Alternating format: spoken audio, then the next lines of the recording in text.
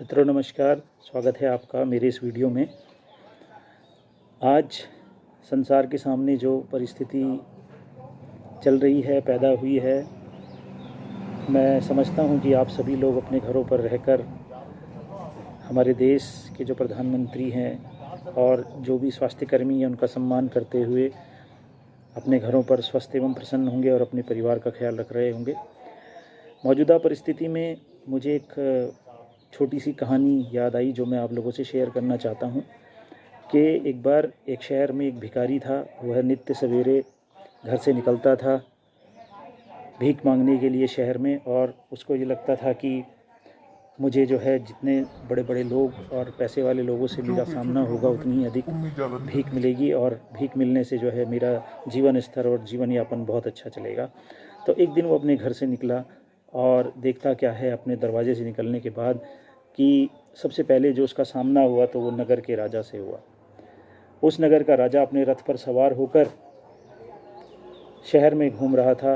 तो उसने सोचा कि आज तो राजा साहब से ही सबसे पहले मिलकर भीख मांगी जाए, और क्योंकि ये राजा हैं तो मुझे बहुत ही अच्छा धान्य मिलने की उम्मीद है। इसी आशा के साथ वो राजा के पास गया, और राजा के पास जाने के बाद उसने राजा साहब के सामने हाथ जोड़े। तो राजा साहब ने कहा, अरे आओ आओ, मैं तो आप जैसे ही किसी आदमी का वेट कर रहा था। उन्होंने कहा, अच्छा क्यों? भिखारी को लगा कि शायद वो अपने पापों या किसी घर में कोई अनुष्ठान हुआ होगा, उसकी वजह से कुछ बहुत अच्छी भीख आज देने का मन बनाए हुए हैं और शहर में किसी भिखारी को देख रहे हैं। लेकिन हुआ क्या, राजा ने उससे कहा कि हमारे शहर में, हमारे नगर में बहुत अकाल पड़ने वाला है और उसके साथ साथ गंभीर बीमारियां भी आने वाली हैं। इसलिए मुझे राजपुरोहित ने कहा है कि आप इस शहर में जाकर के जो आपसे भिखारी शहर में मिलता है सबसे पहले उससे आप भीख मांग करके लाइए। तो भिखारी स्तब्ध हो गया। उसे लगा कि अरे मैं तो इनसे कुछ हासिल करना चाहता था, लेकिन ये तो मुझसे ही लेना चाह रहे हैं। तो उन्होंने कहा कि अरे राजन, मैं आपको क्या दे सकता हूँ? तो भिखारी ने कहा कि जी मेरे पास तो कोई ऐसा देने के लिए कुछ है ही नहीं। लेकिन राजा ने कहा कि जो भी, कम से कम जो भी आप दे सकते हो इस राजकोष में दान दीजिए, और आपकी तरह ही और भी भिखारियों के पास मुझे जाना पड़ सकता है, जिसकी वजह से जिस कार्य को करने के बाद शायद हमारा नगर बच जाए। तो दोस्तों, भिखारी एकदम डर गया। उसने कहा, मैं कैसे अपने द्वारा कमाया गया या भीख के द्वारा मांगा गया जो धन है वो राजा को दे दूं? मैं तो इस स्थिति में था कि राजा ही मेरी कुछ सहायता करेगा, लेकिन यहाँ तो उल्टा हुआ।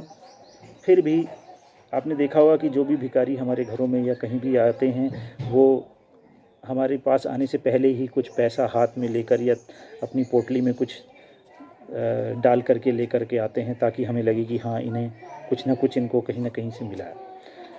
तो दोस्तों, उस राजा ने जब उससे मांग की कि अपनी पोटली में से कुछ भी आप निकाल करके मुझे दीजिए क्योंकि ये नगर के लिए ज़रूरी है, तो उस भिखारी ने अपनी पोटली में हाथ डाला। लेकिन हाथ डालने के बाद उसका हाथ पोटली से नहीं निकल पा रहा था। क्यों?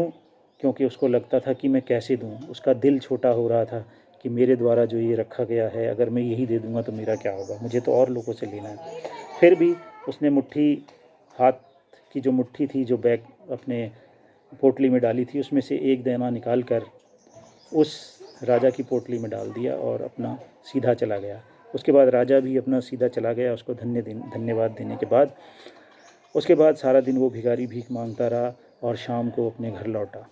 शाम घर लौटने के बाद उसने जब अपनी पोटली खोली तो देखा कि पोटली में इधर उधर कुछ दाने बिखरे पड़े हैं। अचानक पोटली फट गई, ज़मीन पर गिर गई, और उसके अंदर जो सारे दाने थे वो सारे बिखर गए। लेकिन उनमें से एक दाना मित्रों, वो सोने का बन चुका था। भिखारी दंग रह गया। उसे आभास हुआ कि ये वही दाना है जो मैंने राजा को दिया था। अब वो अपने दिमाग में सोच रहा था कि काश मैंने पूरी मुट्ठी ही दे दी होती, पूरी पोटली ही दे दी होती, तो शायद सारा ही धन सोने का बन गया होता।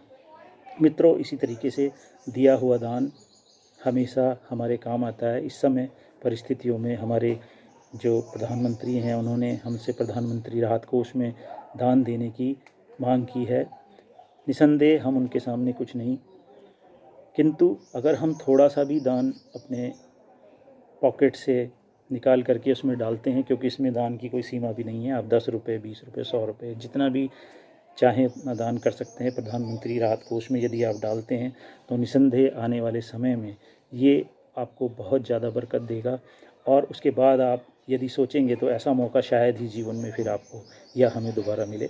इसलिए मैं अनुरोध करता हूँ इस कहानी के माध्यम से, आपको इस वीडियो के माध्यम से, कि आप प्रधानमंत्री जी के आह्वान पर जो उन्होंने राहत कोष बनाया है उसमें अपनी ओर से कुछ न कुछ ज़रूर दान करें, ताकि इस विषम परिस्थिति में हमारे जो देश में इस समय जो संकट आया हुआ है उससे उभरने में सभी को सहायता मिले। बहुत बहुत धन्यवाद। नमस्कार।